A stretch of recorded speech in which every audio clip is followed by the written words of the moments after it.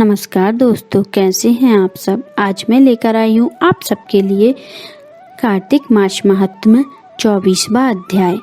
गुरु ब्रह्मा गुरु विष्णु गुरुदेवो महेश्वरा गुरु साक्षात परब्रह्म तस्मै श्री गुरुवे नमः। अध्याय 24। राजा पृथु बोले, हे मुनि श्रेष्ठ, आपने तुलसी के इतिहास, व्रत, महात्म्य के विषय में कहा। अब आप कृपया कर मुझे यह बताइए कि कार्तिक मास में क्या और भी देवताओं का पूजन होता है, यह भी विस्तार पूर्वक बताइए। नारद जी बोले, पूर्व काल की बात है। शह पर्वत पर करवीर कर में धर्मदंत नामक विख्याता कोई धर्मज्ञ ब्राह्मण रहते थे। एक दिन कार्तिक मास में भगवान विष्णु के समीप जागरण करने के लिए वे भगवान के मंदिर की ओर चले।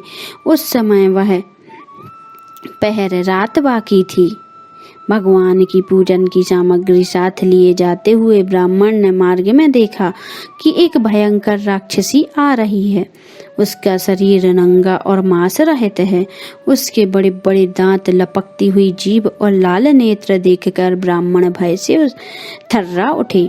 उनका सारा शरीर कांपने लगा। उन्होंने साहस करके पूजा की सामग्री तथा जल से ही उस राक्षसी के ऊपर प्रहार किया। उन्होंने हरि नाम का स्मरण करके तुलसी दल मिश्रित जल से उसको मारा था, इसलिए उसका सारा पातक नष्ट हो गया। अब उसे अपने पूर्व जन्म के कर्मों के परिणाम स्वरूप प्राप्त हुई दुर्दशा का स्मरण हो गया। उसने ब्राह्मण को दंडवत प्रणाम करके इस प्रकार कहा, हे ब्राह्मण, मैं पूर्व जन्म के कर्मों के फल से इस दशा में पहुंची हूँ। अब आप मुझे किस प्रकार उत्तम गति प्राप्त हुई है। धर्मदत्त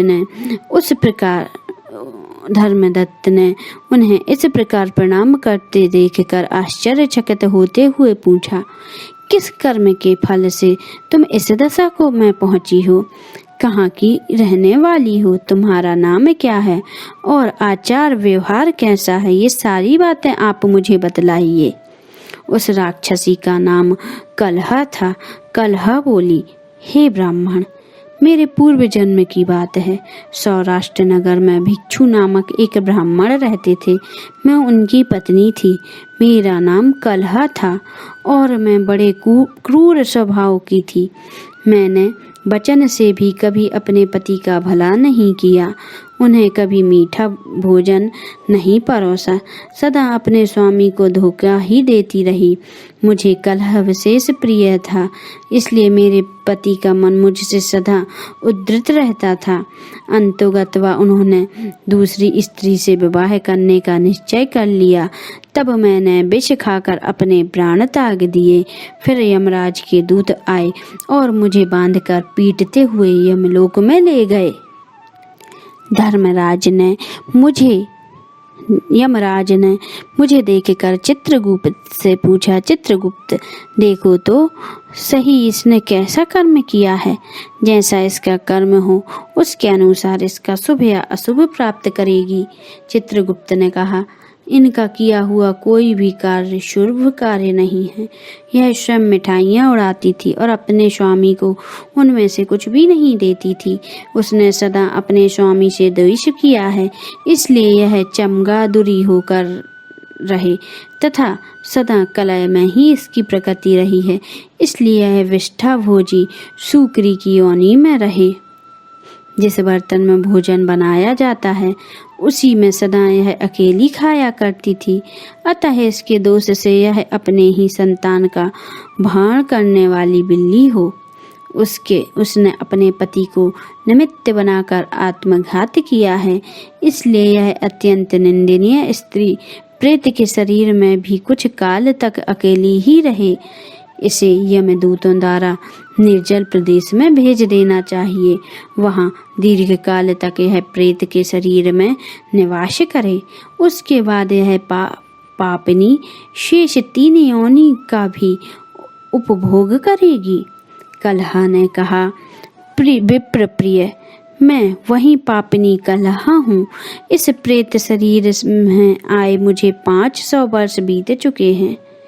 मैं सदैव भूख प्यास से पीड़ित रहती हूँ।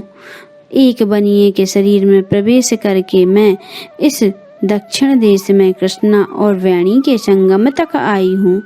ज्यों ही संगम तट पर पहुंची त्यों ही भगवान शिव और विष्णु के पार्षदों ने मुझे बलपूर्वक बनिए के शरीर से दूर भगा दिया।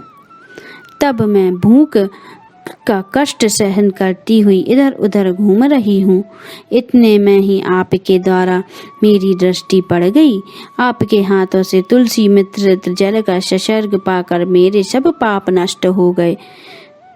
धृतराष्ट्र, अब आप ही कोई उपाय कीजिए, बताइए मैंने इस शरीर से और भविष्य में होने वाली भयंकर 3 योनियों से किस प्रकार मुक्ति होगी। कलह का यह वचन सुनकर धर्मदत्त उसके पिछले कर्मों और वर्तमान अवस्था को देखकर बहुत दुखी हुआ। फिर उसने बहुत सोच विचार करके कहा। धर्मदत्त ने जो भी कहा उसका वर्णन आपको 25वें अध्याय में किया गया है।